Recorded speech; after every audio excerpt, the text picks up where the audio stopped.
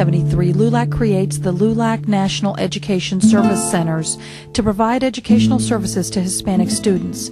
Today, LNESC serves more than 20,000 students a year through its network of 17 educational centers throughout the country.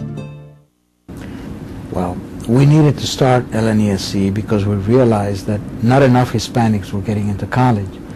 And our analysis showed that the reason we were not was lack of counseling in the high schools, lack of involvement of the kids.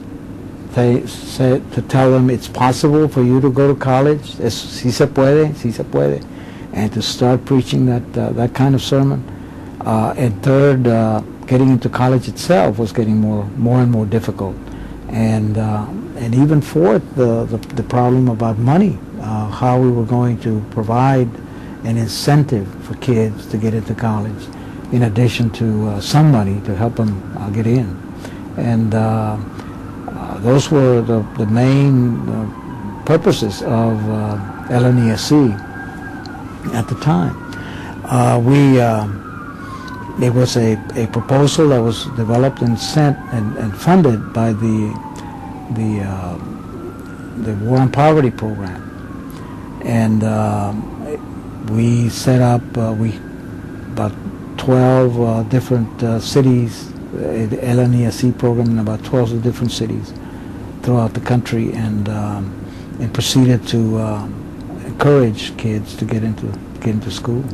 Economic and business development. So we felt like we needed to go out to the corporate community, go out to the business world, and bring in more allies so that we can strengthen the base of Lulac, which has always been education. The Constitution states that, I believe, if I remember correctly, that education is the cultural growth and development of our society, that education is the foundation, and that all orderly growth and development comes from persons being educated, and who better to articulate that than the son of immigrants who knew no English and who never became naturalized citizens until very late in life, and who were throughout their life treated with great disrespect despite being great contributors to the American economy. So I took those themes and tried to galvanize Hispanics all across the country. I said that Lulac is only a vehicle to address Hispanic concerns. Lulac will be used as an instrument of change. In 1986, Lulac plays a leading role in the formation and passage of the Immigration Reform and Control Act of 1986.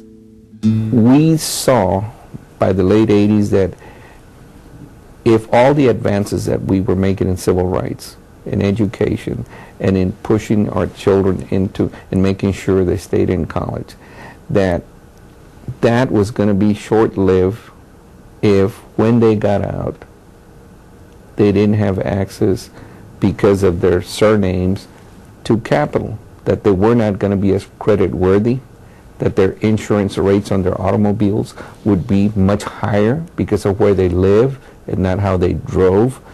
In addition, the issue of immigration, which is still important today, but at that time Carter had proposed some immigration reform, and we took him to task for that. There was a lot of talk about building a so-called tortilla curtain and keeping Mexicans out, literally.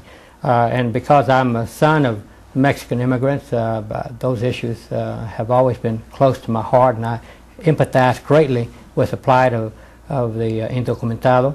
In 1995, Lulac establishes the Commitment with America, a set of legislative positions developed to address crucial issues confronting Hispanic Americans. One of the greatest things that I've done, with the help of many others, was when I was Secretary of Health and Welfare. I started bringing in Mexican Americans in the state government in California, and I brought in hundreds of them. I remember when I became the Secretary of Health and Welfare, I had a meeting with my staff, which was all Anglos. So I told them I had to make changes in the office. For instance, I would have to hire a receptionist who spoke Spanish, because my mother didn't speak English, and she might call me and not be able to get through to me. So I wanted to change that system. So when I left the office, it looked like the United Nations. Well, you know, Lulac and thank God for its good history, has always been respected by the powers that be, and that's because I attribute this to the fact that our principles, our Constitution and bylaws say very explicitly that we embrace wholeheartedly the concepts of the United States of America's Constitution, that we embrace the English language, that we embrace and promote education. So, you know, you can't fault that. If you fault that, then there's something wrong with you, not with the organization. In 2002, the Lulac Challenge is issued to candidates for elective office in order to establish their position on the top 10 issues of concerns for Hispanic Americans.